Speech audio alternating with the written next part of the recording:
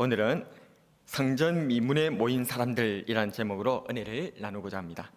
오늘 본문은 사도 베드로와 요한이 제9시 기도 시간에 성전에 기도하러 올라가는 중이었죠. 거기서 나면서 못 걷게 된 거린을 만나서 그를 고쳐주는 기적이 일어나게 된 사건이 기록되어 있습니다. 이 기적이 일어난 장소가 바로 성전 미문인데요, 오늘은 이 성전 미문을 중심으로 하여서 은혜를 한번 나눠보도록 하겠습니다. 그렇다면 왜 성전 미문에서 기적이 일어났던 것일까요? 첫 번째로 성전에서 가장 아름다운 문이기 때문에 이 성전 미문이 그렇다는 것입니다. 미문이라는 말은 한자로는 아름다울 미자를 씁니다. 그래서 아름다운 문이다 그 말입니다. 그래서 미문인데, 이 아름다운 문인 미문이 예루살렘 성전에 어떤 문을 가리키는 것인지는 정확하게 학자들마다 의견이 분분하긴 합니다. 하지만 대체적으로 같이 동의하는 부분들은 니카노르 문이라고 하는 그런 문입니다. 역사가 요세푸스도 저 니카노르 문이 바로 이 미문일 것이다 라고 그렇게 얘기를 하죠. 저 미문의 그런 모습들을 보게 되면요, 굉장히 아름답지요. 그러니까 미문입니다. 성전은 참 다 아름다워요. 그래서 예수님의 제자들조차도 이 헤롯 당시에 지어졌던 저 성전을 보면서 그 아름다움을 칭송했지 않습니까? 그러니까 모든 사람들이 사실 성전을 보면 굉장히 아름답게 생각합니다. 그런데 그 아름다운 성전 중에서도 특별히 아름다우니까 저 문의 이름을 미문이다, 아름다운 문이다 라고 그렇게 지칭을 한 것이죠. 역사가 요세푸스는 저 미문이 왜 아름답냐 하면 저것은 황동으로 그렇게 지어졌는데요, 다른 문들이 이렇게 나무로 짓고 그렇게 한 다음에 거기다가 은이나 금으로 이렇게 입힌 것, 그런 거에 비해서 저렇게 황동으로 지어진 저 미문, 니카노르 문이야말로 가장 아름다운 문이다 라고 그렇게 표현했습니다. 그렇습니다. 그때 당시에 있었던 예수님 당시에도, 아니면 또 신약 시대에 살아갔던 사람들도 여러 성전의 문들 중에서도, 그 아름다운 문들 중에서도 가장 아름다운 문으로 저 문을 지칭하면서 있었던 것이죠. 저 문이 아름답기 때문에 그래서 이 미문에서 기적이 일어나게 되는 거죠. 동서고금을 막론하고 사람들은 아름다운 것에 환호합니다. 아름다운 자연 경관을 보기 위해서 수많은 사람들이 여행을 오고, 아름다운 미남이나 미녀는 금세 유명인이 되곤 합니다. 세계적인 미녀인 클레오파트라 7세인데 그 클레오파트라도에 얽힌 얘기도 있지 않습니까? 클레오파트라의 코의 높이가 1cm만 낮다 하더라도 세계의 역사가 바뀌었을 것이다. 그만큼 미모가, 아름다움이 권력이라는 것이죠. 아름답다라고 하는 것, 이것은 사람들이 주목하기 마련이고 그것에 사람들은 모이기 마련이라는 것입니다. 또 이 성전 미문에 사람들이 모인 것은 단지 그 아름다움을 구경하기 위해서만 모인 것은 아닙니다. 더 나아가서 사람들은 그 아름다움에 경외감을 느끼기 때문에 모이기도 한다는 거죠. 그래서 아름다운 것을 사람들이 보면 그냥 아름답다 이 정도로 끝나면 되겠는데, 사람들은 거기에 더 지나서 나가기도 한다는 거죠. 어떻게 하는 겁니까? 거기에 신적인 경외감을 느끼기도 합니다. 그래서 그 아름다운 존재, 아름다운 건물, 아름다운 경관, 아름다운 사람에게 마치 하나님께 드리는 경배, 하나님께 대한 그러한 어떤 찬송을 그 아름다운 존재에게 바치는 것을 우리는 종종 보게 됩니다. 과거에서도 그렇고 오늘날 같은 경우에서는 가장 대표적인 것이 무엇이겠습니까? 우리 젊은이들이 아이돌이라든지 아니면 슈퍼스타, 셀럽 그런 사람들에게 막 추종하면서 몰려 들어가지 않습니까? 그들의 미모를 칭송하고 그들의 아름다움에 그냥 예쁘다 아름답다 수준이 아니라 절대적인 추종자가 되어져서 거기에 매몰되고 있는 모습들을 우리는 흔히들 보고 있지 않습니까? 과거에도 그렇고 오늘날에도 그러합니다. 이 아름답다라고 하는 것은 굉장히 위력적이고 굉장히 사람들을 이끄는 마력이 있고, 또 그것을 신적인 것을 보게끔 하는 경외감이 들게끔 함으로 말미암아 거기에 손을 빌게 되는 그러한 일들이 종종 벌어지게 되는 것을 보게 된다는 것입니다. 그래서 이 아름다운 문, 이 성전 미문에 사람들이 그렇게 모이는 것입니다. 또 다른 부류가 있습니다. 성전 미문에 모이는 또 다른 부류는 바로 이 성전 미문에 왔던 이 나면서 걷지 못한 이 거린과 같은 사람입니다. 이 나면서 걷지 못한 거린은 성전의 아름다움을 보기 위해서 여기 왔겠습니까? 아니면 성전의 아름다움에 대해서 거기에 말에게 취해가지고 손을 빌려고 여기 왔겠습니까? 아닙니다. 이 사람은 단지 앞선 두 가지의 경우, 즉 아름다움에 이끌려서 오고 또 그 가운데서 소원을 빌기 위해서 경외감 때문에 온 그런 사람들이 이 미문에 많이 몰려들기 때문에 그 많은 사람들을 인하여 이 사람은 여기 오게 된 겁니다. 그 많은 사람들로 인하여서 자기가 뭔가 유익을 받을까 해서, 뭔가 나에게 그 사람들로 인하여서 콩고물이 뭔가 떨어질까 해서, 그래서 이 남에서부터 안전병이었던 이 사람은 여기에 오게 된 것이죠. 이와 비슷한 사람들은 또 어떤 사람들이겠습니까? 이 성전 미문에 아마도 장사치들이 많이 있었겠죠. 상인들이 많이 있었을 것입니다. 뭐 관광 물품이라든지 그런 것들을 제작해 놓고 그렇게 이 많은 사람들을 대상으로 뭔가 유익을 얻기 위해서 그 자리에 모이는 이러한 상인들도 있었을 것이고요. 또 다른 사람들은 또 어떻겠습니까? 이 많은 사람들 때문에 모인 사람들 중에는 바로 소매치기라든지 아니면 또 이렇게 도둑이라든지 그런 나쁜 마음을 품고 이 많은 사람을 대상으로 유익을 얻기 위해서 모인 그런 부류들도 있겠다 그 말입니다. 이 아름다운 미문이라고 하는 이곳에 어쨌든지 간에 어떤 목적을 가졌든지 간에 사람들이 많이 꼬여들고 모이고 있어요. 자기네들마다 각각의 다양한 그런 목적에 따라 소원을 따라서 이 사람들이 이 미문에서 뭔가 유익을 얻기 위해서 모여들고 있는 중에 있다는 것입니다. 왜요? 이 미문이 지금 아름답기 때문에. 다시 돌아서 왜 성전 미문에서 기적이 일어났을까요? 그것은 본격적인 말씀입니다. 주님께서 가장 아름다운 분이기 때문입니다. 한번 중요하니까 한번 따라하겠습니다. 주님께서 가장 아름다우신 분이기 때문입니다. 왜 이 성전 미문에서 하필이면 이런 기적이 일어날까요? 나면서부터 안전뱅이가 어떻게 걸어 일어나는, 뛰기도 하며 걷기도 하며 하나님을 찬미하는 이 놀라운 기적이 왜 하필 성전 미문에서 일어나냐는 거예요. 그것은 주님께서 가장 아름다운 분이시기 때문에 그래요. 요한복음 10장 7절에 보게 되면요, 예수님께서는 당신께서 성전에 하나님께로 들어가는 문이다라고 스스로를 소개하고 고백하고 계시다는 것을 우리가 알 수가 있습니다. 내가 바로 문이라는 거예요. 그래서 가장 문 중에 아름답고 가장 뛰어난 문이 우리 예수님이시라는 사실을 믿으시는 저와 여러분 되시기를 축복합니다. 그렇습니다. 예수님께서 가장 아름다운 문이시고 가장 아름다운 분이시기 때문에 가장 아름다운 이 미문의 주인공이 예수님이시기 때문에 이 미문에서 기적이 일어난 거예요. 여러 이유로 이 아름다운 미문에 많은 사람들이 모입니다. 그런데 여기 전혀 다른 이유로 이 미문을 찾은 사람들이 있었습니다. 그 사람들은 바로 사도 베드로와 요한이었습니다. 이들은 경건한 유대인의 신앙 습관을 따라서 제9시에 기도하기 위하여서 이 성전을 찾았던 사람이었습니다. 이 거린이 먼저 사도 베드로와 요한을 보았고 그들에게 은혜를 구합니다.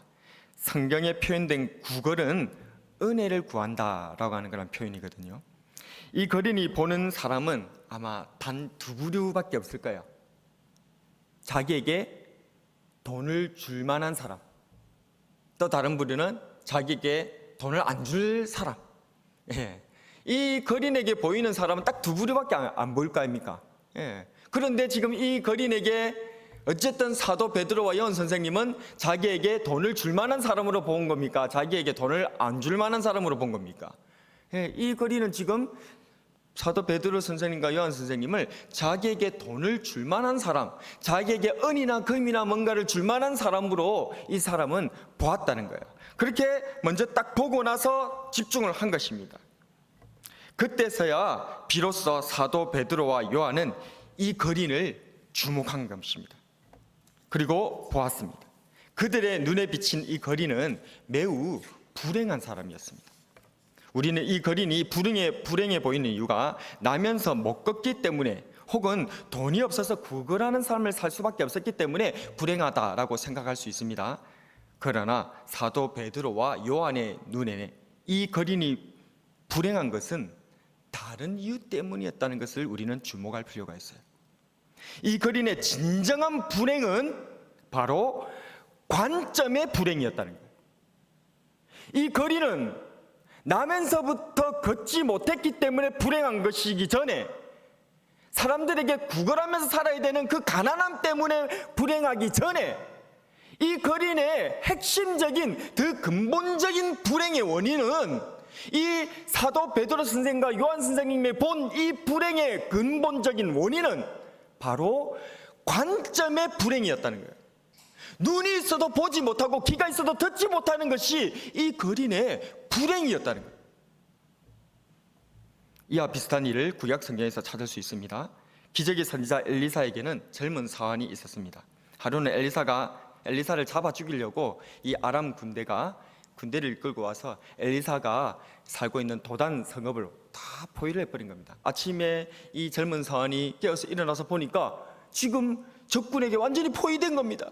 너무 두렵고 낙심이 돼가지고 이제 어찌할꼬 하는 그런 상황에서 엘리사가 그를 위해서 기도를 해줍니다. 열왕기하 6장 17절에 기도하여 이르되 여호와여 원하건대 그의 눈을 열어서 보게 하옵소서 하니 여호와께서 그 청년의 눈을 여심해 그가 보니 불말과 불병거가 산에 가득하여 엘리사를 둘렀더라.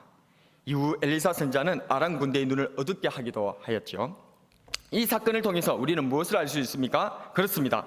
하나님을 믿는 성도는, 그리스도인들은 보는 관점이 달라야 된다는 겁니다.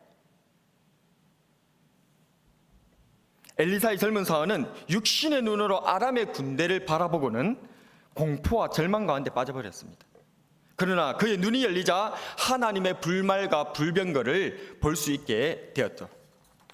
마찬가지로 오늘 본문의 이 거린은 사도 베드로와 요한을 단지 자신에게 은이나 금을 줄 수 있는 존재, 그 정도의 은혜를 베풀 수 있는 존재로 보았습니다. 그러나 마치 엘리사가 자신의 사환의 눈을 밝혀 주었던 것처럼 사도 베드로와 요한도 거린에게 말합니다.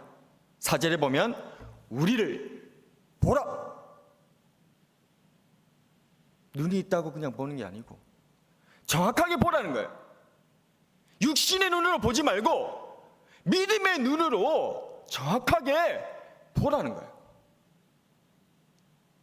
하지만 여전히 육신적 생각으로 눈이 어두워져 있었던 이 거린은 단지 5절 말씀에 보면 무엇을 얻을까 하여 사도 베드로와 요한 선생님을 보았다라고 기록하고 있습니다. 그때 사도 베드로와 요한 선생님이 아주 유명한 말씀을 하셨죠. 6절이죠.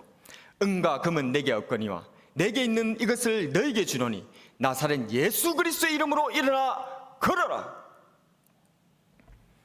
엘리사의 사환은 엘리사의 기도로 그의 눈이 단번에 밝아졌지만 이 강력한 사도 베드로와 요한 선생님의 선포 기도를 받고도 인생의 육신에 완전히 찌들어버렸던 이 나면서 안전뱅이였던 이 사람은 여전히 예수님을 볼 수가 없는 거예요.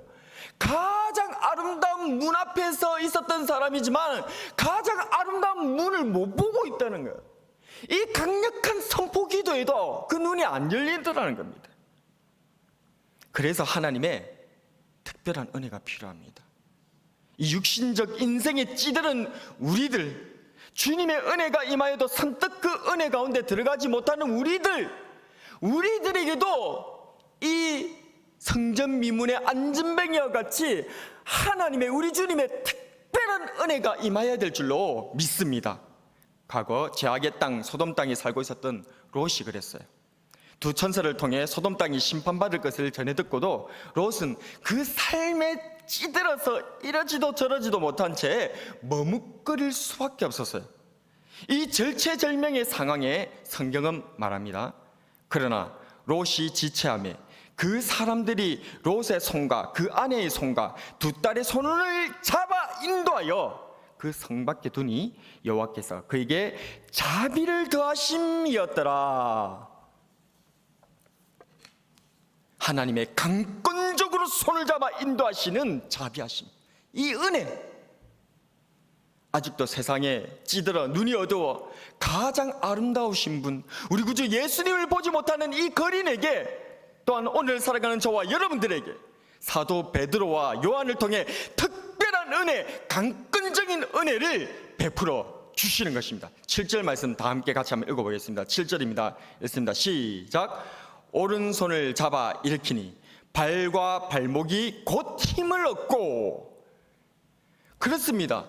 롯을 잡아서 강끈하여서 그 소돔 땅에서 이끌어내셨던 하나님의 그 더하신 자비하심이 이 거린에게도 미처 눈이 열려지지 못하고 강끈적인 사도들의 선포기도에도 예수님, 가장 아름다우신 예수님을 보지 못하고 머뭇거리고 있는 이 거린의 손을 잡아서 일으켜버리는 놀란 하나님의 자비하심이 더하더라는 것입니다. 이 더하시는 자비하심의 은혜가 오늘 저와 여러분들에게도 임하게 될 줄로 믿으시기를 바랍니다. 우리가 그것을 기다려 이 자리에 오신 거예요.